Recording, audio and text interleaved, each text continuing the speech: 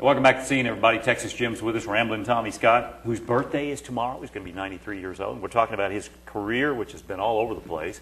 Talk about these movies. Now, you made, what, 25 movies? Yep, about 25 movies. I did some 30-minute short subjects and this kind of thing throughout my career all the way through. But the stage show has been the #1 thing, really. And I'm an ASCAP writer. Okay. And so when I fool around to write a song, I just wrote one incidentally that's, they called me from London, England about a week ago, and they said I had a song that was down to about, I don't know, 13 or something. It looks like it's going to make it as #1 in England. Great. Right now, and I wrote the blame thing in 1938. Really? Yeah. What's the name of it? You Took My Sunshine. Okay. And this little, I do just a little bit of the one that does the most of anything else. When I was a little bitty boy, a show dog I wanted to be. Now I'm a music-making snake oil seller, as happy as I can be. Lord, Lord, happy as I can be. I'm a snake oil pitching man, Lord, Lord, snake oil pitching man. A snake oil pitching man, Lord, Lord. Snake oil pitching. Let me hear you guitar.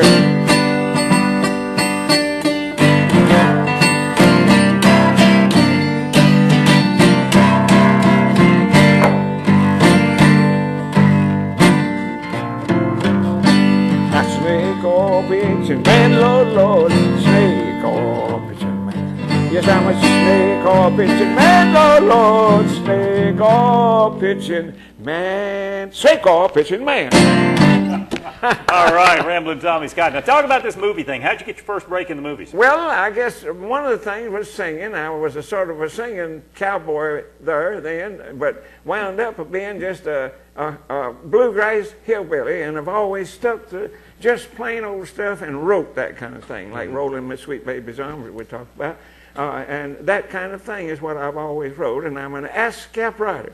And like on this song that I was telling you about there, they called me and told me it was going that big, and they thought I had died.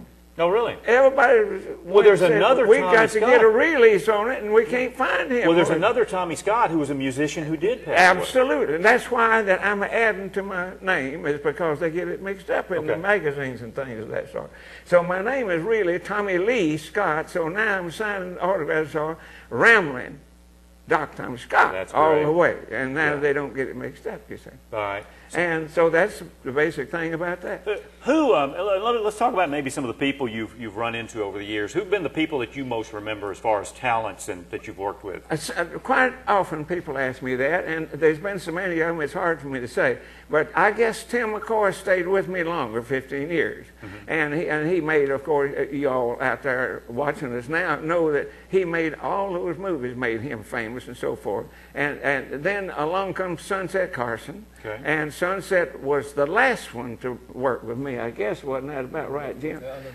Yeah, and the movie star thing. I guess he was with 3 or 4 years or something. And then Clyde took his place. And Clyde Moody took his place. He wrote a lot of songs. Clyde he was the did. Waltz King of country music. Country music, really? Okay. Yeah. And Clyde was with me, and Johnny McBrown. They'll remember Johnny Mac. John. Yeah. And, yeah. String Bean. String Bean. String Bean. Okay. First job he ever had was with me. Yeah. And he came on, and of course Did he have the high pants then and everything? Had the high pants. It's a terrible thing that somebody killed him. Sure. Absolutely. He was at my house 2 weeks before that, and they called me to be his pallbearer, and I got part of the way, and I slammed the brakes on the turn. I said, I cannot go to do that. And I went back home. I just couldn't go. Back then, and we'll wind it up quick, but back then the movies, they made them pretty quick, didn't they? You didn't spend a lot of time. Yeah, 2 or 3 weeks, something like that. But they cost around $60,000 to $75,000 to make a Western movie then.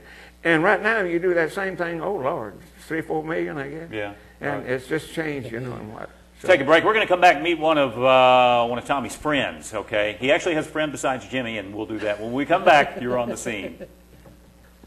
All right, folks, our guest today, Ramblin' Tommy Scott, legend, fixing to go in the International Bluegrass Hall of Fame up in Owensboro. His birthday's tomorrow. He's going to be 93 years old. And the picture you saw was him with his friend Luke. And that's Luke? This is Luke. Go ahead and say hello to the folks. Hi, folks. How's your liver? Now, wait a minute. I'll talk about the liver, okay? Okay. Now, how did you like that little song I sang a while ago, Luke? What do you say? I said, how did you like the little song I sang a while ago? Didn't sound so hot. Well, you sound like an old cow. Wait a minute. Hold it here. We're on television. The television here. I sound like an old cow? Just like an old cow. Well, I do not sound like an old cow when I sing. I'll have you understand I've made movies, and I have made records, and I have wrote songs. Does that sound like cow? No, that sounds like bull. Oh. All right. Look, how about Mule train. hold it. Okay, hold it just a minute now. Okay. Look here. Mule Train. Yeah, High Heath and I wrote Mule Train about, I don't know how many years ago. And let's me and you sing that song together. Okay. All right. I'll sing one line of it, and you sing one. Okay. Go ahead. Go ahead. Mule train, clippity-clopping over the hill and the plain. See me how it never stop. Clippity-clop, Clippity-clop. clippity-clop, Clippity-clop. clippity-clopping along. There's a plug guitar to back it, For a miner in Corona. a guitar for a cowboy, Way out in Arizona. a dress of calico, Fair for the Navajo. get along, mule. Get along. Mule train. Mule train. Mule. Okay, that's enough out of you. If he gets started, he won't. I tell you what, that's something. Luke, thank you for being on the show. Oh, hey, you know, we have found somebody worse than Jim. We didn't think it was possible. Okay, you can never know what old Jim's going to do. Now, Tommy, I got to ask you a question All here, right. because you're not dressed like the typical cowboy today. Now, so no. give me a little bit about this red top hat and all that. Okay, the red top hat. Well, I'm going to say this. Jim, if you will, you take Luke over there for a minute, and I'll show you. I sometimes say that my hat is the biggest part of my act. And I do that when I actually do the pitch, and Okay. I'll do that in a little bit. How about the medicine? Then the medicine, over here, you got a bottle of snake oil and also a bottle of Herbalac. Herbalac is a tonic laxative. And let's see, that's the Herbalac. Well, we got one here somewhere. Yeah, there it is, right there, Herbalac. Now, this is a laxative, really. Okay. And you say you take 1 spoonful if you're constipated a little bit. Okay. And if, pretty much you take 2 spoonfuls the night before. And the next morning, if you take 3 spoonfuls, you'll be hard to catch. You're not going to go to work that day, is what you're That's all about. Doc Chamberlain had that, and he gave it to me. Now, here is the snake oil. It's a rub-on liniment, is what it is, you see.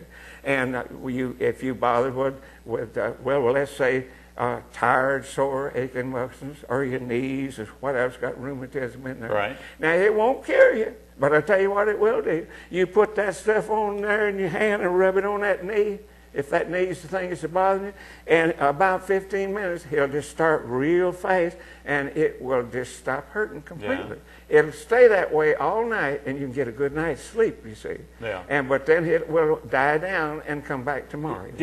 I think we were talking earlier, doesn't the Smithsonian say you're the last of the medicine men? Smithsonian took a survey on it, and they say, I'm the last. At one time, there was, I don't know, 15 or 20,